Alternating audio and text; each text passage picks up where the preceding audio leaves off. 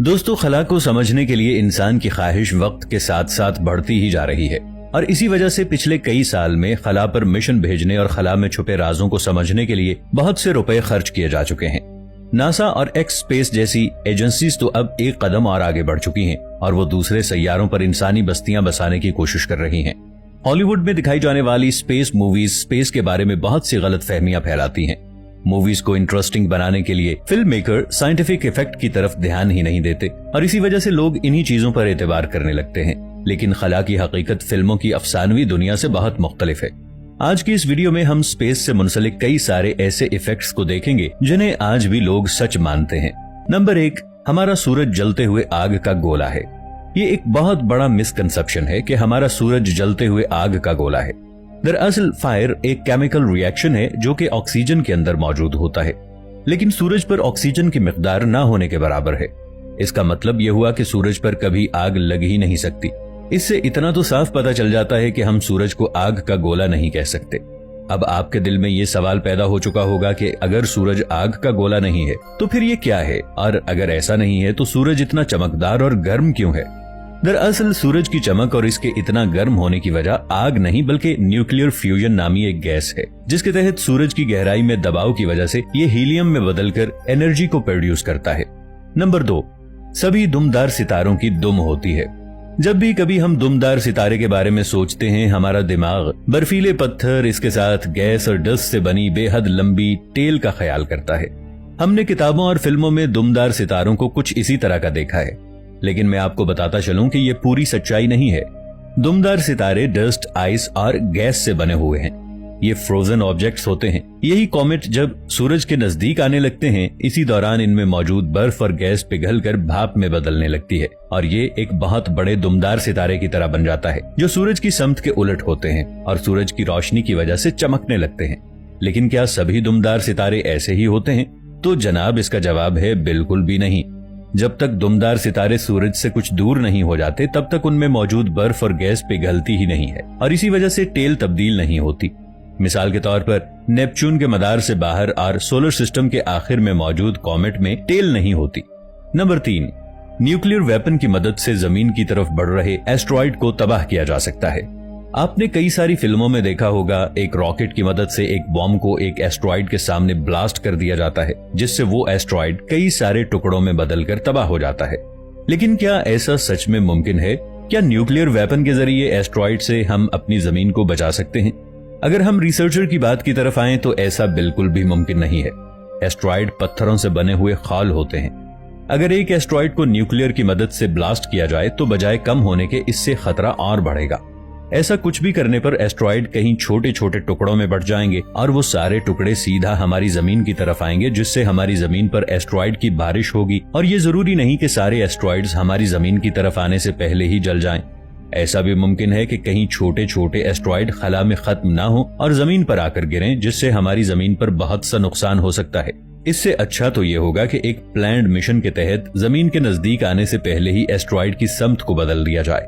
Number 4, asteroid belt में दाखिल होने वाले स्पेस क्राफ्ट तबाह हो जाते हैं। यहाँ पर एक बहुत बड़ी मिसकंसेप्शन है जिसे आज के लोग सच मानते हैं। हॉलीवुड मूवीज में अक्सर एक स्पेस क्राफ्ट को दिखाया जाता है जिसका सामना कहीं पत्थरों से होता है। बेसिकली ये एस्ट्रॉइड बेल्ट होता है जिससे एक स्पेस क्राफ्ट गुजरता है और कई बार ये स्पेस क्राफ्ट पत्थर से टकरा कर तबाह हो जाता है। दोस्तों, ये तो मूवीज की दुनिया थी, लेकिन दर हकीकत ऐसा कुछ नहीं होता। एस्ट्रॉइड बेल्ट सूरज से 9,65,600 किलोमीटर दूर शुरू हो जाता है। ये बात बिल्कुल दुरुस्त है कि एस्ट्रॉइड बेल्ट एस्ट्रॉइड से भरा पड़ा है, लेकिन वो बात जो आपको कोई भी नहीं बताता वो ये है कि एस्ट्रॉइड बेल्ट में मौजूद एस्ट्रॉइड्स एक दूसरे से काफी दूर हैं और उनकी तादाद भी ज्यादा नहीं है। अगर इस बेल्ट में मौजूद सारे एस्ट्रॉइड्स को मिला दिया जाए तब भी इनका मैस हमारे चांद के मैस का तकरीबन चौथा हिस्सा बने। इससे आप समझ सकते हैं कि एस्ट्रॉइड बेल्ट एस्ट्रॉइड से खचाखच भरा हुआ नहीं, बल्कि ये एक सुनसान सी जगह है जहां थोड़े बहुत एस्ट्रॉइड्स। दोस्तों, रात के वक्त अगर हम आसमान की तरफ नजर उठाकर देखें तो सितारों से भरा एक जहान नजर आता है, जहां अरबों खरबों की तादाद में सितारे, सैयारे, गैलेक्सीज और दूसरी एस्ट्रोनॉमिकल बॉडीज एक दूसरे के साथ करीब करीब या जुड़ी हुई नजर आती हैं। लेकिन क्या आप यकीन करेंगे कि ये तारों से भरा जहान या पूरी यूनिवर्स 99.9% खाली है? अगर आप गौर से देखें तो यहाँ पर भी कुछ नहीं है। सिर्फ तारीक और बर्फीली स्पेस है जहां पर दूर दूर तक कुछ नजर नहीं आ रहा। आसमानों पर एक साथ नजर आने वाले सितारों के झुरमुट दरअसल एक दूसरे से कई लाइट ईयर की दूरी पर मौजूद हैं। मिसाल के तौर पर हमारा सूरज जो पूरे सोलर सिस्टम के प्लैनेट्स को साथ लेकर हरकत कर रहा है, इसके करीब तरीन सितारे अल्फा सेंचुरी ए और बी से इसका फासला 4.2 लाइट ईयर्स है। यानी रोशनी की रफ्तार जो 3 लाख किलोमीटर फी सेकंड की रफ्तार से सफर करती है, मुसलसल 4 साल और 2 महीने सफर करती रहे तब जाकर हम इन करीब तरीन सितारों पर पहुंचेंगे। जबकि हमारी इस मिल्की वे गैलेक्सी के अंदर 400 बिलियन से भी ज्यादा सितारे मौजूद हैं, जो कि जमीन पर मौजूद टोटल रेत के जर्रों से भी ज्यादा हैं, जो हर वक्त गैलेक्सी के सेंटर या गैलेक्टिक सेंटर के गिर्द चक्कर लगाते रहते हैं। और गैलेक्सीज का ये गैलेक्टिक सेंटर या ब्लैक होल हमेशा स्टिल या साकिन ही रहता है, लेकिन इसके गिर्द तमाम गैलेक्सीज के अजसाम रोटेट करते या घूमते रहते हैं। हमारे मिल्की वे गैलेक्सी जो 1 लाख लाइट ईयर तक फैली हुई है, इसमें मौजूद सितारों के दरमियान खाली फासलों में कुछ भी नजर नहीं आता। क्या वाकई ही ऐसा है? क्या ऐसा तो नहीं कि यहाँ पर बहुत कुछ मौजूद हो मगर हम उसे देख ना पा रहे हों? ये सवाल साइंसदानों के दिमाग में कैसे पैदा हुआ कि जिसने कायनात के सबसे पुरअसरार मैटर यानी एंटी मैटर की दरियाफ्त की।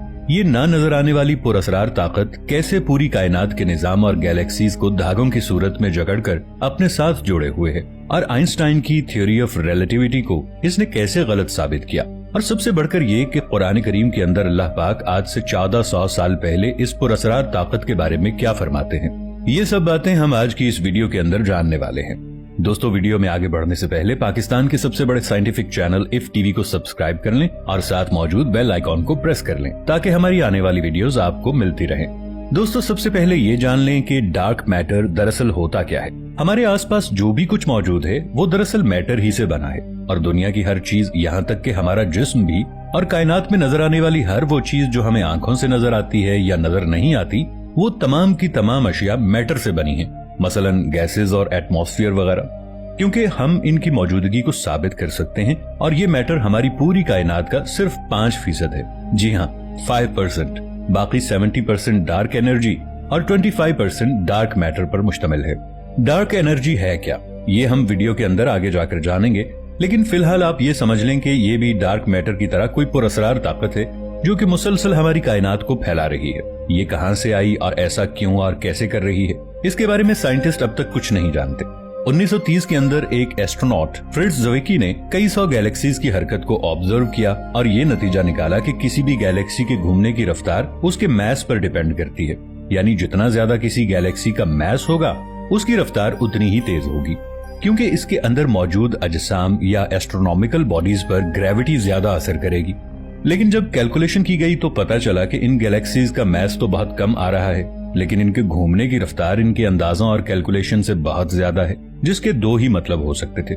या तो इनकी कैलकुलेशन के अंदर कोई गलती है, या फिर इन गैलेक्सीज में कोई ऐसा मैटर मौजूद है जो हमें नजर नहीं आ रहा। इसे उन्होंने डार्क मैटर का नाम दिया। 1980 के अंदर इस पर बाकायदा खोज शुरू हुई, जिसको अभी तक प्रैक्टिकली तौर पर साबित नहीं किया जा सका, क्योंकि ना तो ये किसी इलेक्ट्रोमैग्नेटिक वेव्स को खारिज करता है और ना ही इन्हें जज्ब करता है, और ना ही किसी भेजे जाने वाली इलेक्ट्रोमैग्नेटिक रेडिएशन से इंटरैक्ट करता है।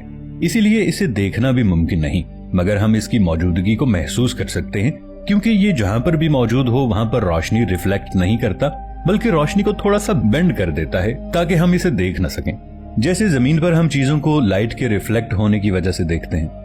दोस्तों, आइंस्टाइन की थ्योरी ऑफ रिलेटिविटी के मुताबिक ग्रेविटी का असर किसी भी ऑब्जेक्ट के फासला बढ़ने के साथ साथ कम होते जाना चाहिए, यानी गैलेक्टिक सेंटर के पास मौजूद ऑब्जेक्ट को तेजी से घूमना चाहिए। जबकि इसमें कोई फन और एडवेंचर नहीं है, क्योंकि सारा दिन पत्थरों के ऊपर से धूल हटाने में ही गुजर जाता है। मगर ठहरिए, ऐसा नहीं है। बाज़ औक़ात धूल मिट्टी हटाते हुए आर्कियोलॉजिस्ट के हाथ कुछ ऐसा भी लग जाता है जिनको देखकर उनके खुद के होश उड़ जाते हैं, चाहे वो 3000 साल पुराना मोबाइल फोन हो या फिर ऐसी डिस्कवरी जिसकी मदद से ये पता चलता हो कि बहुत साल पहले बहुत बड़ी खोपड़ियों में लगे सींगों के साथ भी लोग रहा करते थे। दोस्तों, 19वीं सदी के आखिर में एक आर्कियोलॉजिस्ट जमीन की खुदाई कर रहा था और उसके हाथ एक ऐसी चीज लगी जिसके बारे में उसने कभी तसव्वुर भी नहीं किया था। वो कुछ और नहीं बल्कि इंसानी खोपड़ियां और ढांचे थे।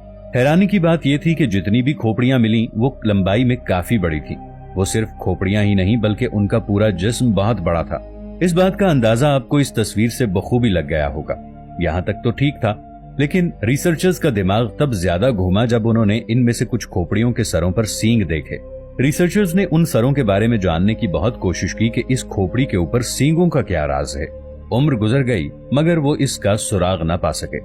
भारत के गांव चरामा में एक गार की दीवार पर 10,000 साल पुरानी एलियंस जैसी पेंटिंग छपी हुई है। गांव के लोगों के मुताबिक उनके बाप दादा इस पेंटिंग की पूजा करते थे, इसी वजह से ये पूरा गांव भी इस पेंटिंग की पूजा करता है।